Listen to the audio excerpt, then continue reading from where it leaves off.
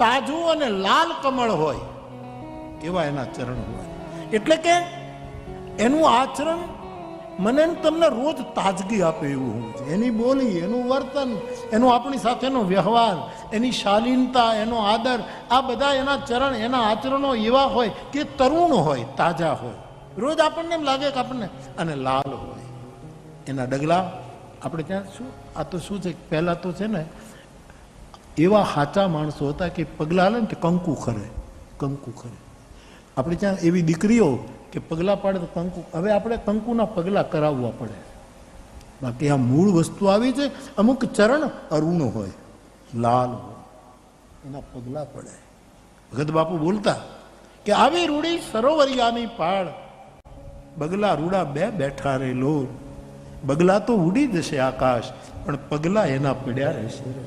તરુણ અરુણ અંબુજ, કમળના જેવા અસંગ, જેમ કમળ અસંગ હોય, સરોવરમાં હોવા છતાંય અસંગ હોય, એમ જેનું આચરણ બધાની સાથે ચાલે પણ બધા કરતા જુદો પડતો હોય. કંઈક એની મૌલિક ચાલ હોય, કંઈક એનું આવો એક વિરલ જેના ચરણ હોય.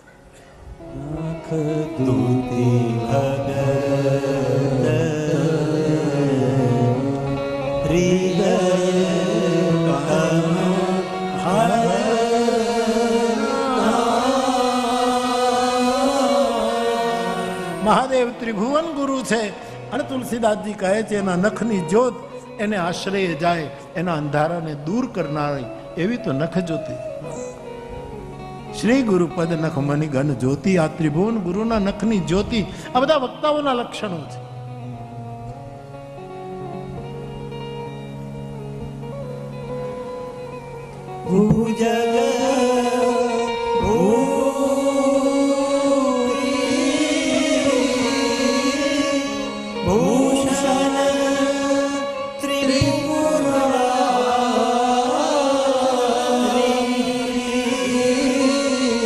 વક્તાએ પોતાના શરીર ઉપર એવા આભૂષણો ધારણ કરવા કે ખોવાઈ જાય કે કોઈક લઈ જાય તો ચિંતા ન થાય. શંકર ભગવાને સર્પોના આભૂષણો પહેર્યા, ખોવાઈ જાય તો ચિંતા નહીં. અને એનો ચહેરો કેવો છે, ચંદ્રમાની કળાને જાણે હરી લેતો હોય એવો જેનો ચહેરો છે. જટા મુકુટ સુર સરિત સિય લોચન નયન વિશાલ કંઠ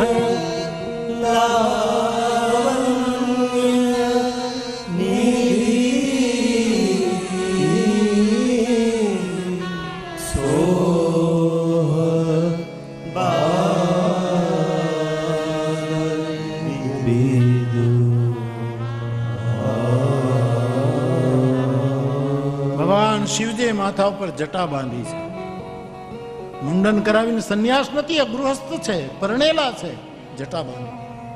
અને જટાનો અર્થ આધ્યાત્મિક જગતે એવો કર્યો કે મારા ને તમારા જીવરૂપી આપણા જીવનમાં જે નાની મોટી જંજાળો હોય છે, ઉપાધિઓ હોય છે, ચિંતાઓ, એ જ આપણી જટા છે. એ જટાને વિખેરવી નહીં, એને બાંધી દેવી, જટાની શોભા બનાવી, આપણી ચિંતાઓને શોભા બનાવી. એને વિકે હું મરી ગયો, મારું તો આમ થઈ ગયું, હું તો આમ થઈ ગયું, એ જગતની આગળ આ જટાને ખોલવાની, એને શોભા બનાવો. વક્તાએ આ જટાનો મુકુટ બનાવવાનો. જટા મુકુટ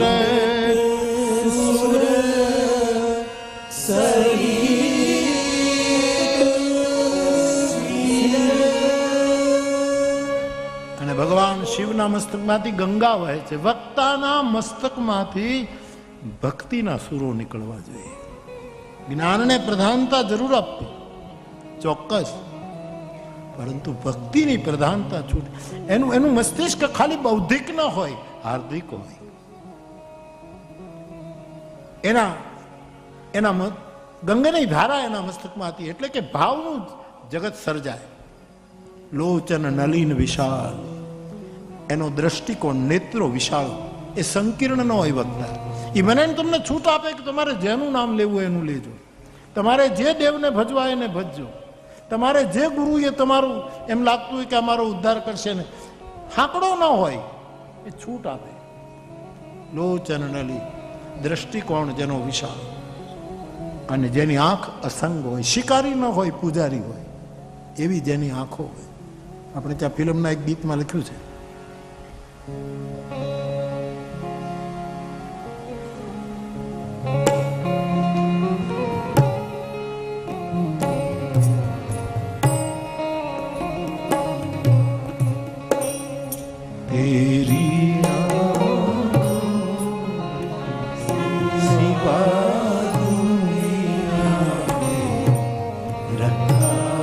એવી આંખો જો શિવની આંખો, બુદ્ધ પુરુષની આંખો, ગુરુની આંખો.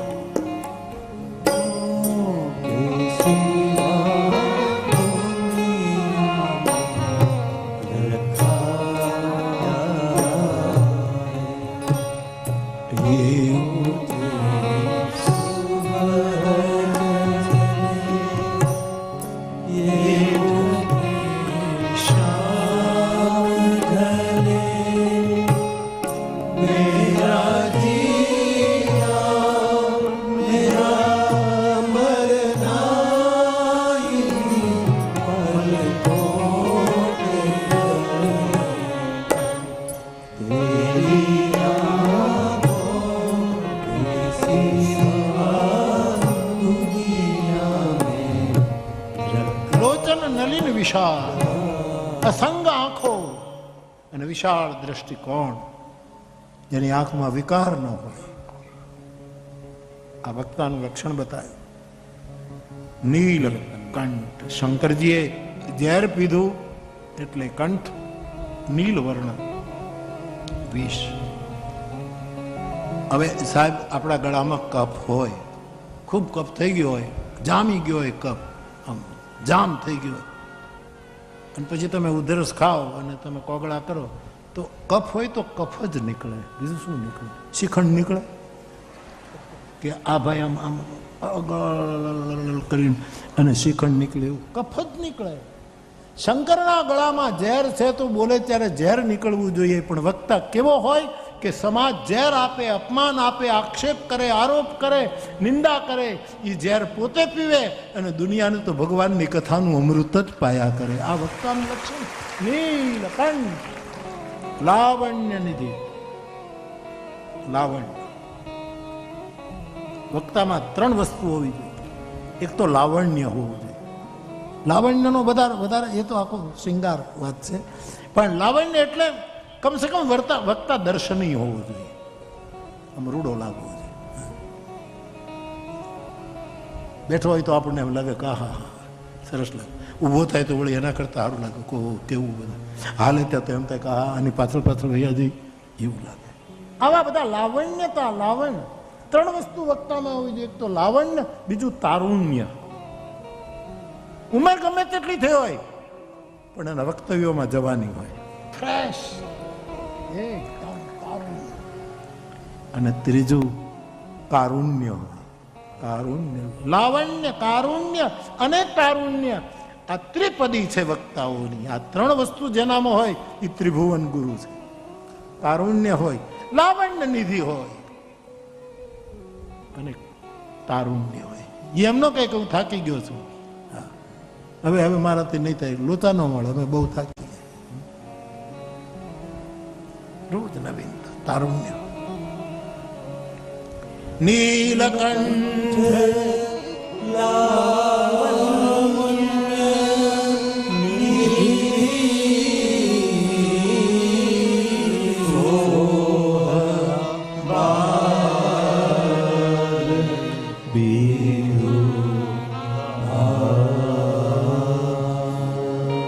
બેઠે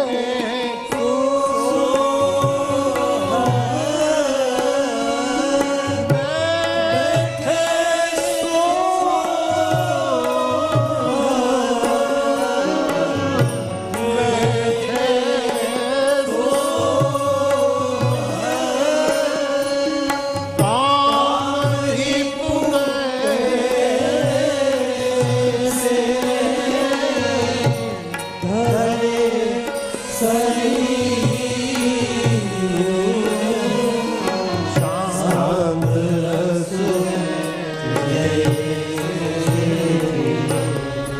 હે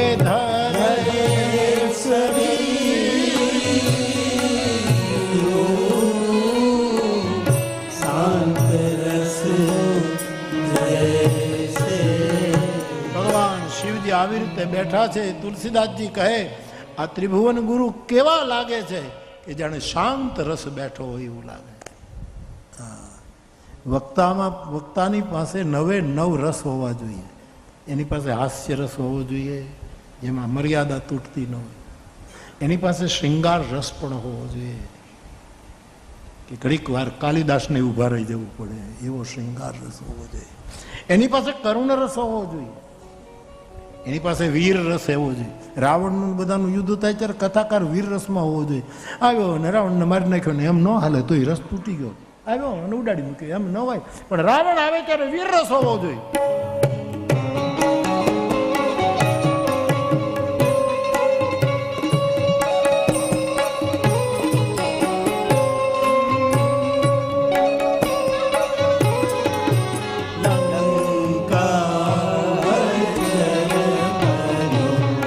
ભગવાન રામે ધનુષ ઉપર બાણ ચડાવ્યું સાહેબ અને જે વીર રસ ચાલ્યો.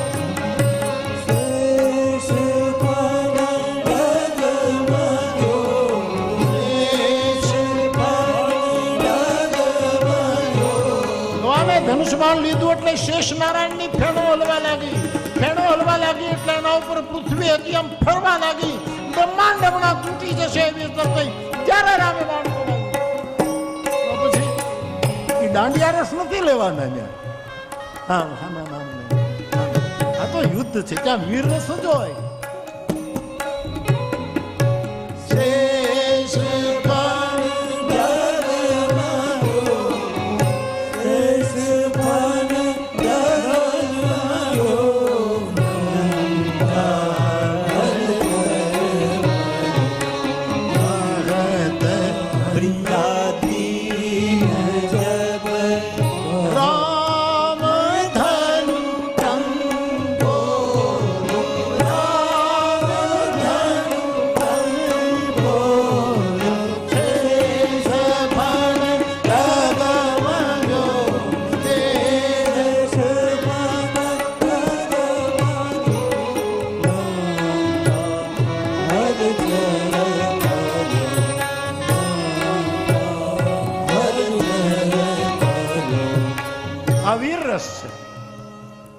અદભુત રસ હોય. એવી વાત મને તમારા આપણા મોઢા ફાટ્યા રહે. ઓહો ઓહો આ ક્યાંથી આવ્યું? અદભુત અદભુત રસ આને ભયાનક રસ હોય. એવી ભીષણતા શંકરના લગ્નમાં ભયાનક રસ કેટલો કેટલો આવ્યો છે. તનું છાર બ્યાલ કપાલ આ બધા ભયાનક રસના દ્રષ્ટાંત છે. હાસ્ય રસ, ભયાનક, વીર રસ, અદભુત રસ, કરુણ રસ, શૃંગાર રસ, એક બીભત્સ રસ. લંકાના યુદ્ધ મેદાનમાં જ્યારે જ્યારે ભયંકર યુદ્ધ ચાલે છે પછી એક કાગડો કોકના આતર પકડીને જાય છે અને એના મોઢામાંથી બીજો કાગડો છીની લે. આ બધા બીભત્સ રસો છે. આંતરડાઓની હારમાળા નાખી નાખીને બધા લડે. આ બધા બીભત્સ રસો. પણ મૂળ રસ શાંત રસ હોવો જોઈએ. એમાંથી બધા રસો નીકળે અને પાછા શાંત રસમાં સમાય. મારો મહાદેવ શાંત રસ જાણે ધારણ કર્યો હોય દેહ એવું બેઠા છે. પોતાના પતિને આવી રીતે જોતા પાર્વતીને એમ થયું કે આજે અવસર છે, આજે બરાબર મોકો છે. મારા પતિને હું જઈને રામકથા વિશે પૂછું અને મને રામની કથા સંભળાય. પાર્વતી અવસર જોઈને પગલા માંડ્યા.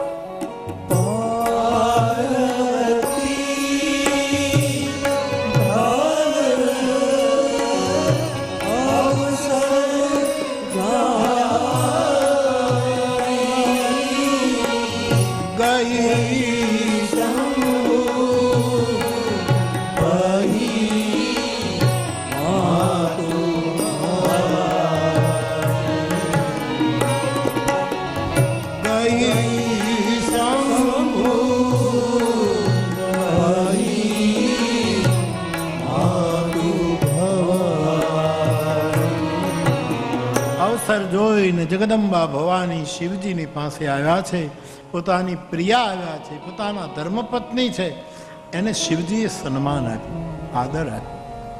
આમાંથી શીખવું પરણેલા હોય એને કે પત્ની આવે તો એને આદર અપાય, મોઢું ન બગાડાય. આવો આવો આવો, તમે ક્યારે આવ્યા? કંચન તું ક્યારે આવી? ક્યારની હતી? આમાં કોઈ નામ કંચન હોય તો મને માફ કરજો, હું તો એમને બોલે જાઉં છું સર. એને આદર અપાયા. દાંપત્ય શીખવું છે અહીંયા. પતિ પત્નીનું દાંપત્ય આવું હોવું જોઈએ સાહેબ. એને આદર આપો. તુલસીદાસજી લખે છે ક્યાં બેસાડ્યા? પોતાની ડાબી બાજુએ બેસાડ્યા. કાલિદાસ તો કહે ખોળામાં બેસાડ્યા છે. અને પાર્વતી ખોળામાં બેઠા છે. એ દૃશ્ય જોઈને કાલિદાસના ગ્રંથમાં એક ગાંધર્વને શિવ ચરિત્ર ઉપર શંકા થઈ છે અને પરિણામ બહુ બુરું આવ્યું. ડાબી બાજુએ પોતાની પ્રિયાને આસન આપ્યું છે. આપણે છે બધાને પત્ની છે, પ્રિયા બહુ ઓછી છે. પ્રિયતા રાખો. પત્ની તો કેવલ સ્થૂળ રૂપ છે, પ્રિયતા આત્મરૂપ છે. ઉપનિષદોમાં એમ લખ્યું છે પતિ પત્નીને વાલી લાગે છે અને પત્ની પતિને વાલી લાગે, ને પતિને પત્ની એ પતિ પત્ની માટે નહીં, આત્માને લીધે વાલી લાગે છે. આ ઉપનિષદનો પાઠ છે. પ્રિયતા, આત્મીયતા એનું આ પ્રતીક છે. અને આપણા આ બે ભાગ છે આપણી છાતીના, ફેફસાના, આપણી છાતીના. એમાં હૃદય ડાબી બાજુ હોય કે જમણી બાજુ હોય? હા રાજેશ, હા ડાબી બાજુ હોય ને? ડાબી બાજુ હોય ને કે જમણી બાજુ હોય? તમે નક્કી કરો ને યાર. તમે ડાબી બાજુ ને? ઓલો ક્યાં ગયો? ક્યારે ઉપડી ગયો? ચોકલેટ લેવા ગયો? ક્યાં વયો ગયો ચોકલેટ લેવા? ફરક લાગ્યું ને, ખાલી ચડી ગઈ. આપણું હૃદય કઈ બાજુ હોય? ડાબી બાજુ છે ને?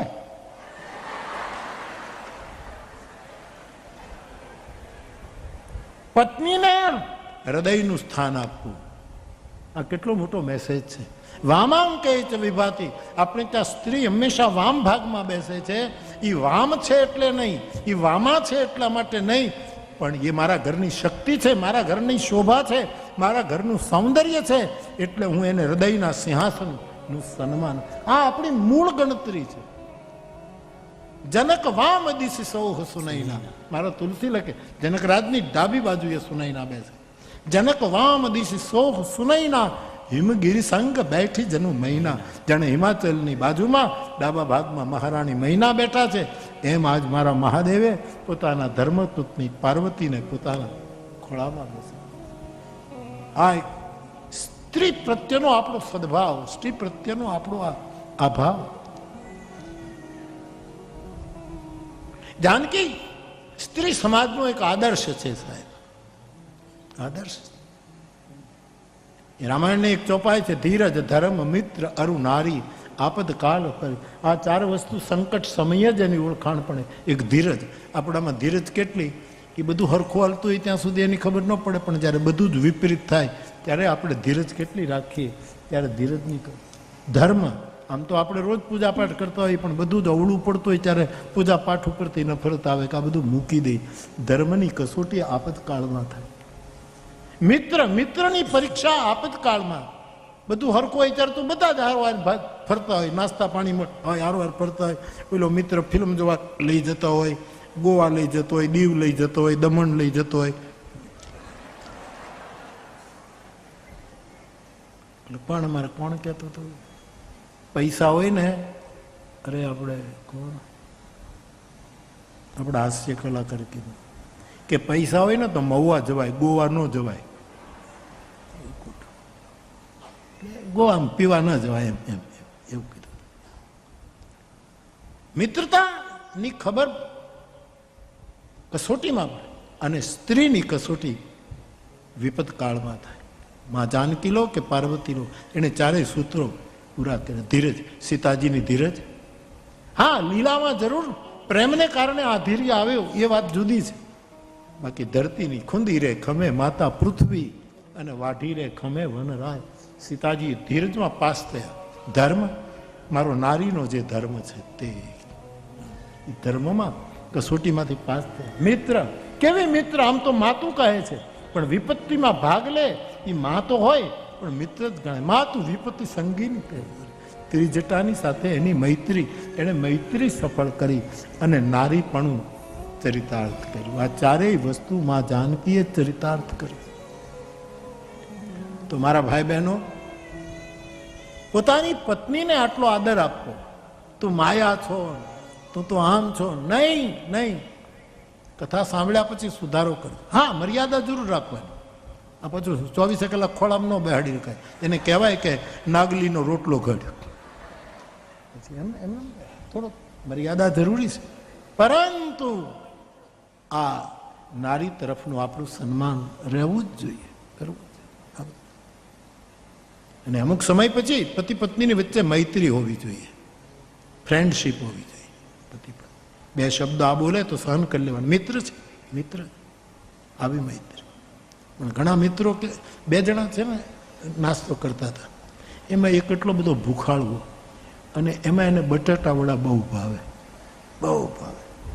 એમાં એટલો બધો ભૂખ ને બટાટા વડાનો એટલો બધો, એમાં બટાટોવડું ગરમ ગરમ તમે લ્યો એટલે ઉપરથી એટલું બધું ગરમ ન હોય પણ અંદરથી ધગધગતું હોય. એટલે ભૂખ્યો એટલો કે એણે ઉતાવળમાં બટાટું વડું લઈને સીધું મોઢામાં નાખ્યું ને જેમ આમ ઓલું કર્યું, ત્યાં તો અંદર આગ લાગી સાહેબ. આ ગરમા ગરમ. હવે પછી ડૂચો બારે ન કઢાય. મહેફિલ એક શિષ્ટાચાર છે, એનર. આમ બધું બહાર તો ન કઢાય. એટલે બિચારો બધા અંદર અંદર રમાડે. પણ એમાં શું થયું કે ઘણો એને ફેરવ્યો બટેટા વડાને અંદર અંદર, અને જેમ ફેરવે ને જેમ દબાવે આગ ફૂટે. હવે થાય શું, બધું આમ દબાવી રાખ્યું. એમાં શું થયું, આંખમાંથી પાણી નીકળે, આંસુડા નીકળે, નાક ઉપર મોતિયો બાંધી ગયો સાહેબ, આંસુડાના ટીપા પડી ગયા, પરસેવાનું રેપ જે આંખમાંથી આંસુડા પડી. એટલે બાજુમાં એનો મિત્ર બેઠો હતો, એને થયું કે આ રોવા કેમ માંડ્યો, રોવા. એટલે એને પૂછ્યું કેમ ભાઈ, કેમ તમે રોવા? એટલે ઓલાનો જે ગરમા ગરમ એને શું થયું કે આની આ દશા થાય તો સારું મને. એટલે શું કીધું એણે, એમ ન કીધું કે આ ગરમા ગરમ બટેટાવડું ખાધું એટલે આંસુ. એણે શું કીધું, આંસુ એટલા માટે આવ્યા કે મારા બાપાને બટેટાવડા બહુ ભાવતા હતા. તો ક્યાં છે તારા બાપા? ઉપર છે, ગુજરી ગયા. 3 વર્ષ થઈ ગયા છે, કાળી 14 ગુજરી ગયા છે. એમ દિવાળી બગાડી.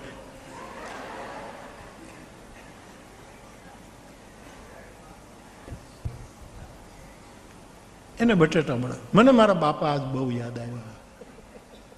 એને મૂળ શું તું ગરમ ગરમ ખાયું, એને એમ થાય કે આની દિશા આવી થાય એટલે એણે આવું બહાનું કાઢ્યું. મારા પિતાને મને બહુ યાદ આવી, એને બટેટા બહુ ભાવે. એટલા બધા આજ મને પિતૃચરણ યાદ આવે છે કે મારી આંખમાંથી આંસુડી. એટલે ઓલાને થયું કે આને તો એનો બાપ યાદ આવ્યો. એટલે ઓલા એ ગરમા ગરમ લઈને મોઢામાં નાખ્યું, બાજુવાળા એને નાખ્યું. ભાઈ એને તે ચારે આહુડાની ધારા થવા માંડી. એટલે આ રાજી થયું. પછી એણે પૂછ્યું કે તમને કોણ યાદ આવ્યું? મને તો મારા બાપા યાદ આવ્યા, પણ તમને? એટલે ઓલા શું કીધું, મને તારા બાપા જ યાદ આવ્યા.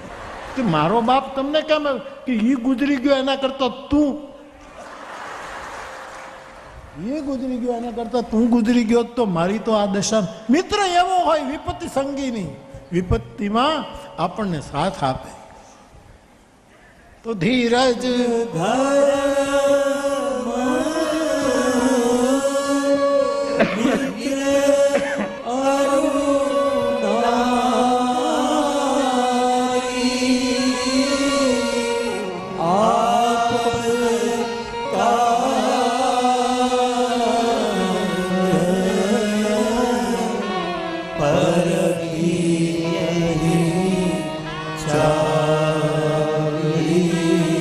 મહાદેવે મને તમને શીખ્યું કે આપની ગૃહિણી જે હોય એનું આટલો આદર કરજો, સન્માન રાખજો. એ માયા છે, તું તો દાસી છો નહીં. રામકથા મને તમને આદર્શ ગૃહસ્થ જીવનનું, દાંપત્ય જીવનનું એક પ્રમાણ બતાવે છે. આવું કરો. બહાર ગામ જાઓ, પત્ની સાથે હોય તો એનું પર્સ તમારે ઉપાડી લેવું અને શોપિંગનું નામ લે તો એમાંથી રૂપિયા કાઢી કાઢીને શોપિંગ કરે. તમારે તમારો ખર્ચો કરવો, કારણ કે તમારા વાલા એક બેનને બજેટ ફેબ્રુઆરી બહાર પડ્યું ને, એક બેને એના પતિને પૂછ્યું કે આ બજેટ ફેબ્રુઆરીમાં બહાર પડે સરકાર, આ બજેટ એમાં જે કરવેરા નાખે ને એમાં જે કરવેરામાં લખ્યું છે કે સીધા કરવેરા અને આડા કરવેરા, ટેક્સ આડા અને સીધા, એ શું કહેવાય? એટલે પુરુષ કે તું રોટલા ઘડને, તારે ધંધો હું કરું છું, ટેક્સ હું ભરું છું, એમાં આડા અને સીધા કરવેરા? તો કે નહીં, જાણવું જોઈએ. હા, જાણવું તો જોઈએ. આ રોટલો તો પછી થાય, આ ક્યારે થાય? તો મને તમે સમજાવો કે બજેટમાં આડા કરવેરા કોને કહેવાય, ઊભા કોને કહેવાય? કે સીધા કરવેરા એને કહેવાય કે મહિને 5,000 રૂપિયા હું તને આપું છું અને તું માંગે હું આપી દઉં, એ સીધા કરવેરા કહેવાય. અને મને ખબર ન પડે મારા કોટના ખિસ્સામાંથી તું 1,000 રોજ કાઢી નાખે છે, એ બધા આડા કરવેરા. બાપ નારીનું સન્માન એ જરૂરી. અને મેં અહીંયા જોયું છે સારું સન્માન છે. હા, બહુ બહુ સરસ. આવું ને આવું ટકાવી રાખજો. ક્યાંક ગરબડ હોય તો સુધારા કરજો.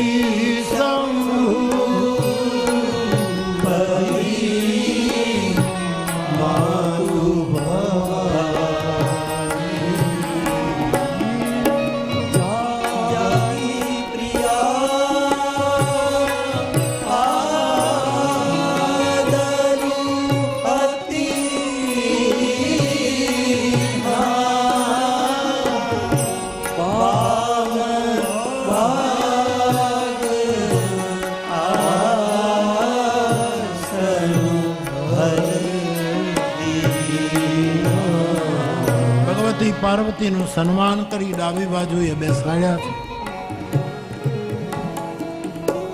શૈલપુત્રી, હિમાલય પુત્રી, આજ જો તમામ જગતનું કલ્યાણ કરનારી એવી રામની કથા છે, એ કથાને પૂછવાની ઈચ્છા કરે છે. પ્રણામ કર્યા. ભગવાન, આપણી પ્રસન્નતામાં હું બાધક ન બનું, અવસર છે, તું કંઈક પૂછું આપને? હા, પૂછું. મહારાજ, ગયા જન્મમાં હું દક્ષની પુત્રી સતી હતી. આપ મને કુંભજ ઋષિને ત્યાં કથા, રામાયણના 5 વક્તાઓ છે, આમ તો મૂળ તો રામાયણ આમ 5, પણ એક અદૃશ્ય રહ્યા છે અને એક કુંભજ ઋષિ, એ 5મા વક્તા છે, જેની પાસે શંકર 2 જગ્યાએ કથા સાંભળવા જતા. કુંભજ ઉત્તરમાં જાય તો નીલગિરી ભુસુંડી અને દક્ષિણમાં જાય તો કુંભજ, આ 2ના શ્રોતા સંઘ, એટલે 5મા છે. પણ એ જે 4 પીઠ છે એમાં એ નથી.